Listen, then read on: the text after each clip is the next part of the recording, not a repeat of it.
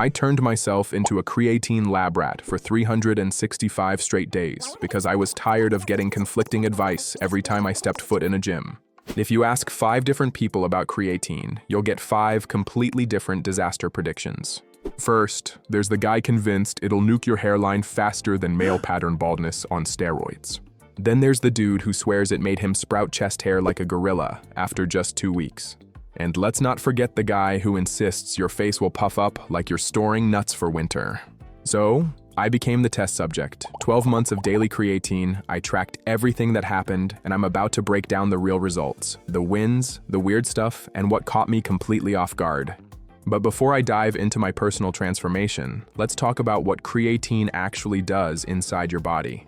Your muscles naturally produce about 1 to 2 grams daily. You also get some from eating meat and fish. But here's why that's not enough. Your muscles run on energy called ATP, or adenosine triphosphate. Think of it like your phone's battery. It powers everything but dies embarrassingly fast. Here's the issue. Your muscles hold about as much ATP as your phone battery lasts during a Netflix binge, which is to say, not nearly enough. When you're pushing heavy weight or sprinting all out, that ATP gets burned through in literal seconds. Creatine solves this problem by helping your muscles make ATP faster, like having a power bank permanently attached to your phone. More ATP equals pushing harder for longer before your muscles wave the white flag. But before you can see any results, you've got to actually buy the stuff. Step into any supplement shop and prepare for sensory overload. You'll see creatine HCl, creatine ethyl ester, buffered creatine, micronized creatine, and inevitably some limited edition birthday cake flavored version that costs more than your car payment.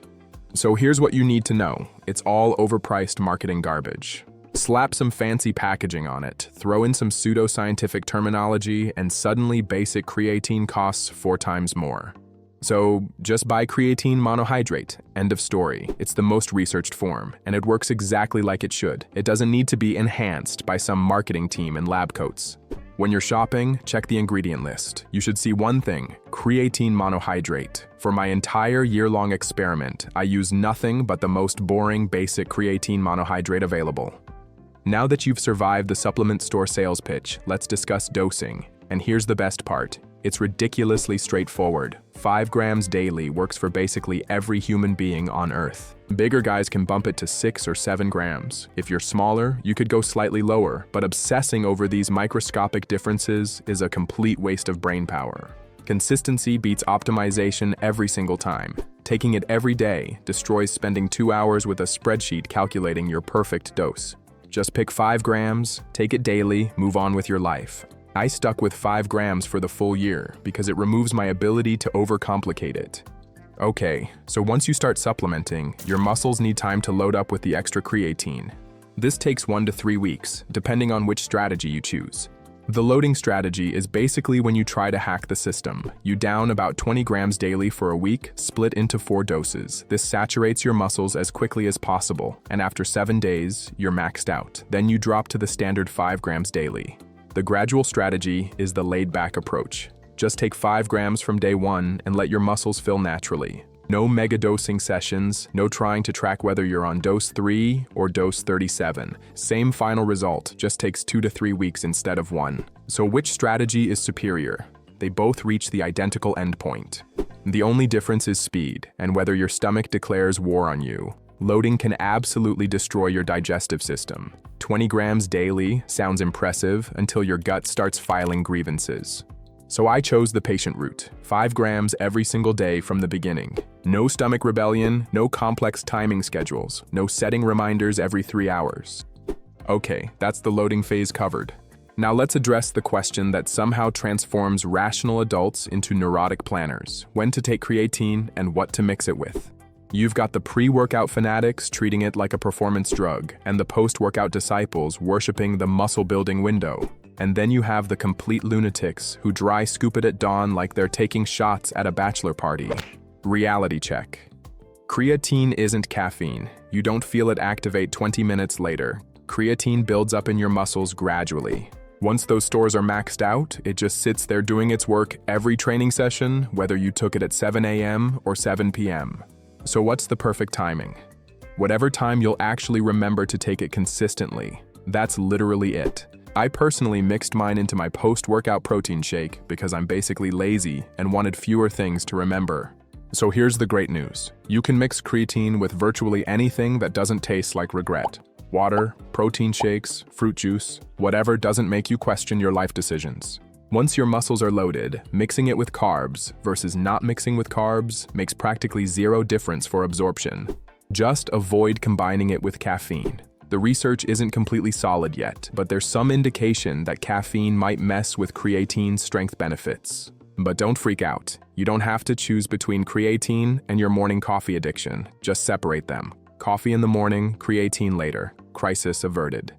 Okay, my friends, here's what you've been waiting for. What actually happened to my body after taking creatine religiously for a full year. The first change I noticed was that my strength started improving. And no, I didn't wake up one morning suddenly able to deadlift like a superhero. It was more subtle than that. An extra rep here, 10 more pounds there, and I stopped hitting that brick wall where my muscles just gave up mid-set. Was this purely creatine wizardry? Obviously not. But that extra ATP meant I could push slightly harder each workout, and those small gains add up over months like compound interest. The second change was that my muscles started looking more dense. Here's what people get wrong about creatine and water retention. Creatine pulls water into your muscle cells themselves, not under your skin where it makes you look puffy. So instead of looking soft and bloated, you actually look more defined and full, kind of like someone adjusted the sharpness setting on your physique. The third change was that my recovery got noticeably better. Instead of spending 2 full days moving in slow motion after hitting legs hard, I was back to feeling human by the next morning. Could I credit this entirely to creatine? Impossible to say for certain, but the improvement was clear enough that I'm counting it as a win. Drop your own creatine experiences in the comments. I want to know if you saw similar results or if I'm just the lucky one. Now let's tackle the big scary question, the one that haunts gym goers in their sleep. Did creatine transform me into a bald, furry creature? Did I lose my hair?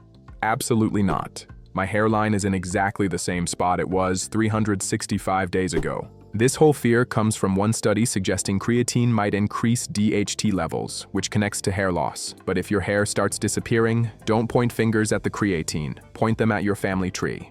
And while we're busting myths, no, creatine didn't turn me into a human throw rug. Chest hair stayed the same, back hair didn't make an appearance. Final verdict. Creatine is one of the most studied, effective, and affordable supplements you can purchase. Want extra reps? Creatine. Want fuller muscles? Creatine. Want to stop overthinking every supplement choice? Still creatine. And here's the thing that surprised me most. I stopped thinking about it entirely. I just take it, train hard, and let the results speak for themselves. If you got value from this video, and if you've got questions about fitness, I've got the time and the stubbornness to dig up real answers. So hit subscribe if you want in on that. I'll see you in the next one.